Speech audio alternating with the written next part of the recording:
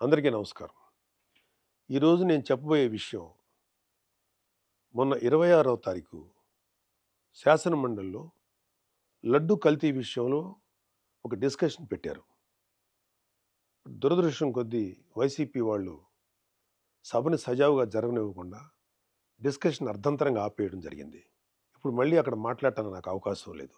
కానీ ఒక మంచి విషయాన్ని ప్రజల్లోకి తీసుకెళ్లాల్సిన బాధ్యత నాకు ఉందని చెప్పి ఈరోజు మీ ముందుకొచ్చి, ఆ రోజు నేను మాట్లాడదాం అనుకున్న విషయాన్ని మీ ముందు పెట్టాల్సిన బాధ్యత నాకుంది. శాసనమండలి అధ్యక్షుల వారిని సంబోధిస్తూ అధ్యక్ష అంటూ ఈ మాటలను మాట్లాడాల్సింది కుదరలేదు. అది మీతో షేర్ చేసుకోవాలని అనిపించి ఈరోజు ఈ వీడియో చేస్తున్నాను. ఈ వీడియో చేయటంలో ఎవరిని హర్ట్ చేయాలని కానీ ఎవరిని బాధ పెట్టడం కానీ నా ఉద్దేశం లేదు. ఒకవేళ ఎవరైనా సరే ఏదైనా మీ మనసులో గాయపడితేనో లేకపోతే మీ మనసులో బాధపడితేనో నన్ను క్షమించండి. ఇప్పుడు వీడియోలోకి వెళ్దాం. లడ్డు కల్తీ జరిగిందా? నెయ్యి కల్తీ జరిగిందా? దర్శనం టికెట్ ద్వారా డబ్బులు దోచుకున్నారా? ఇంకా ఇతర మార్గాల ద్వారా ఆ దేవదేవుడి సొమ్ములు అపహరించారా? ఇవేవీ మాట్లాడటానికి నేను రాలేదు. జరగకూడని అపచారం జరిగిపోయింది. అది హిందూ ప్రజల గుండెల్లోకి వెళ్ళిపోయింది. దాని గురించి కూడా మాట్లాడటానికి నేను రాలేదు. కర్మ గురించి కొన్ని మాటలు మాట్లాడాలనిపించింది. భారతదేశం కర్మభూమి. ఈ కర్మభూమిలో అనేక రకాల మతాలు, కులాలు, జాతులుగా ఏర్పడి ఉన్నప్పటికీ అంతిమంగా అందరూ భారత సంతతి, హిందువుల సంతతి. మనమంతా హిందూ మత మూలాల నుంచి వచ్చిన వారమే. అనేక కారణాల వల్ల రకరకాల మతాలను స్వీకరిస్తున్నప్పటికీ మనందరి నరనరాన జీర్ణించుకున్నది హిందూ ధర్మం మాత్రమే. ఏ మతస్థుడైనా ఏ వ్యక్తులైనా కర్మ సిద్ధాంతానికి కట్టుబడి ఉండాల్సిందే.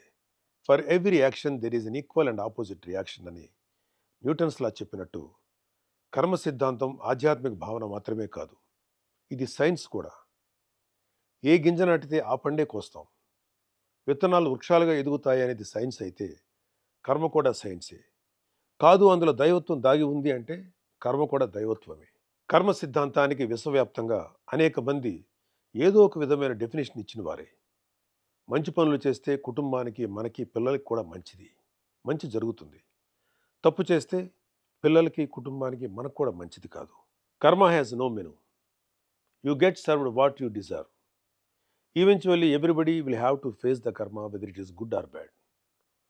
దైవద్రోహం చేయటం అన్నిటికన్నా చెడు కర్మ. ఒకవేళ దేవుడితో పెట్టుకుంటే దేవుడైనా క్షమిస్తాడేమో కానీ కర్మ మాత్రం ఎవరినీ క్షమించదు. కర్మ అనేది కంటికి కనిపించిన ఒక శక్తి. Even God has to face it. భగవంతుడు కూడా మానవ జన్మెత్తితే కర్మను అనుభవించాల్సిందే. కురుక్షేత్ర సంగ్రామంలో ధర్మాన్ని పరిరక్షించడానికి శ్రీకృష్ణుడు వేసిన కొన్ని వ్యూహాలు, తద్వారా గాంధారి శాపాన్ని తన కర్మగా స్వీకరించిన భగవానుడైన శ్రీకృష్ణుడు కూడా కర్మను అనుభవించక తప్పలేదు. కర్మ ఎవరైనా సరే అనుభవించాలి అని చెప్పడానికి ఇదొక ఉదాహరణ. దైవాంశ సంభూతిని అనిపించుకున్న గొప్ప గొప్ప వారు కూడా ఏదో కర్మ చేస్తారు, దానికి తగ్గ ప్రతిఫలం అనుభవిస్తారు. ఒక ఇంటి యజమాని చేసే మంచి చెడుల ప్రతిఫలం కర్మ రూపంలో ఆ ఇంటి మొత్తానికి వస్తుంది. ఒక గ్రామాన్ని, ఒక రాష్ట్రాన్ని, ఒక దేశాన్ని నడిపించే నాయకుడైనా సరే అతను చేసే మంచితో పాటు చెడులో కూడా కర్మ ప్రతిఫలం అందరూ అనుభవించాల్సిందే. వైసీపీకి ఓటు వేసిన పాపానికి అమాయక ప్రజలు కూడా కొంతకాలం పాటు కర్మ ప్రతిఫలాన్ని అనుభవించారు. ఇప్పుడు అనుభవించాల్సింది ముఖ్య పాత్రధారులు, సూత్రధారులు, మద్దతుదారులు. కోట్లాది మంది భక్తులు వాళ్ళ కష్టాల నుండి, బాధల నుండి, వారి తప్పుల నుండి విముక్తి పొందడానికి తమ కష్టార్జితాన్ని ముడుపుల రూపంలో, మొక్కుల రూపంలో చెల్లించుకుంటారు. అలా చెల్లించుకున్న కానుకలకి వాళ్ళ కర్మ తాలూకు శక్తి ముడిపడి ఉంటుంది. దేవుడి దగ్గరికి వెళ్ళాక ఆ కానుకల్లో ఉన్న మంచైనా చెడైనా ఆ దేవదేవుడి తీసుకోగలడు. దేవుడే దానిని ప్రక్షాళన చేయగలడు. భగవంతుని ప్రక్షాళనతో, పూజలతో పవిత్రీకరించబడిన ఆ డబ్బును తిరిగి ప్రజల కోసం, ధర్మ పరిరక్షణ కోసం వినియోగిస్తారు. వెంకటేశ్వర స్వామి డబ్బును కల్తీ లడ్డు రూపంలో, కల్తీ నెయ్యి రూపంలో, టికెట్ రూపంలో, ఏ రూపంలో తిన్నా ఆ కర్మను తీసుకోవాల్సిందే. దాని ఫలితాన్ని అనుభవించాల్సిందే. ఆ దేవదేవుడు రాగద్వేషాలకు అతీతంగా ఉంటాడు. కానీ కర్మకు అవేమీ ఉండవు. తిరిగి ఇస్తుంది, తప్పకుండా ఇచ్చేస్తుంది. Because it is science. మీరెన్ని వాదనలు చేసినా, ఎంత పెద్దవారైనా చేసిన చెడు కర్మ మిమ్మల్ని వదిలిపెట్టదు. ఒకవేళ కూటమి ప్రభుత్వం కూడా మిమ్మల్ని క్షమించవచ్చేమో. ఆఖరికి దేవదేవుడైన ఆ శ్రీ వెంకటేశ్వర స్వామి కూడా మిమ్మల్ని క్షమించవచ్చేమో. కర్మ మాత్రం మిమ్మల్ని క్షమించదు. అనుభవించి తీరాల్సిందే. ఎవరు ఆగం అవ్వాలని, ఎవరు నాశనం అవ్వాలని మాత్రం మేము కోరుకోం. కానీ కర్మ ఎవరిని వదలదని మాత్రం సూటిగా చెప్తున్నాం. కర్మ క్యాన్సర్ కన్నా భయంకరమైనది. క్యాన్సర్‌కి చికిత్స ఉందేమో, కానీ కర్మకు చికిత్స లేదు. క్షమించమని ఆ స్వామివారిని కోరుకోవడం ఒక్కటే మీరు చేసే పాపానికి ప్రాయశ్చిత్తం. ఇప్పటికైనా చేసిన తప్పుకు క్షమాపణలతో పాప ప్రాయశ్చిత్తం చేసుకోవాలని లడ్డు కల్తీ స్కామ్ భాగస్వాములకు, పాత్రధారులకు, సూత్రధారులకు, మద్దతుదారులకు సూచిస్తున్నాం. మీరు చేసిన పాపాలు మీ కుటుంబ సభ్యులకు అంటుకోకుండా మీ వరకే పరిమితం అవ్వాలని ప్రార్థిస్తున్నా. మీ కర్మకు మిమ్మల్ని వదిలేస్తున్నాం. చివరిగా ఒక మాట చెప్పి ముగిస్తాను. ధర్మరాజు చేసిన రాజసూయ యాగంలో శ్రీకృష్ణుడికి అగ్రతాంబూలం ఇవ్వటానికి నిశ్చయించబడింది. కృష్ణుడికి అగ్రతాంబూలం ఇవ్వటానికి ఇష్టం లేని శిశుపాలుడు లాంటి దుర్మార్గుడు, పాపాత్ముడు అనేక పాపాలు చేశాడు.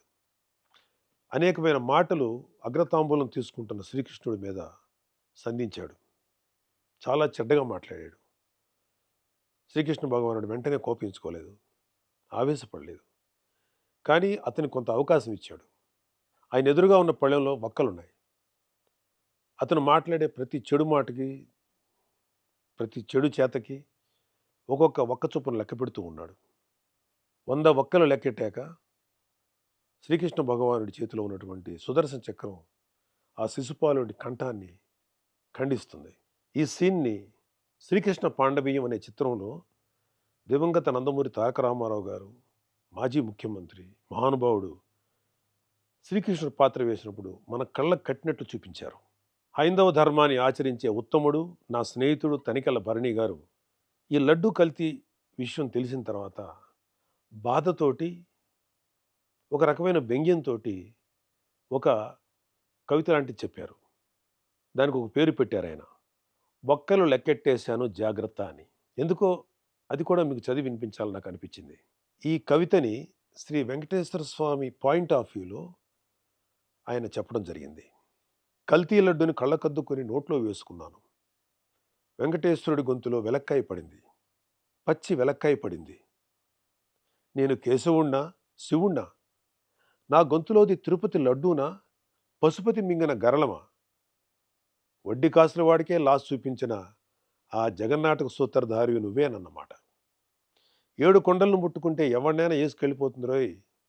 నా చక్రం ఫ్యాను కన్నా స్పీడుగా చంద్ర ప్రచండ పవనంలా తిరుగుతూ మీలాంటి శిశుపాలకుల కంఠాల్ని కత్తిరిస్తుంది. 100 తప్పులు చేసేశారు, ఇక క్షమించే ప్రసక్తి లేదు. ఒక్కలు లెక్కెట్టేశాను, వస్తున్నా కబడ్దార్. గోవిందా గోవిందా.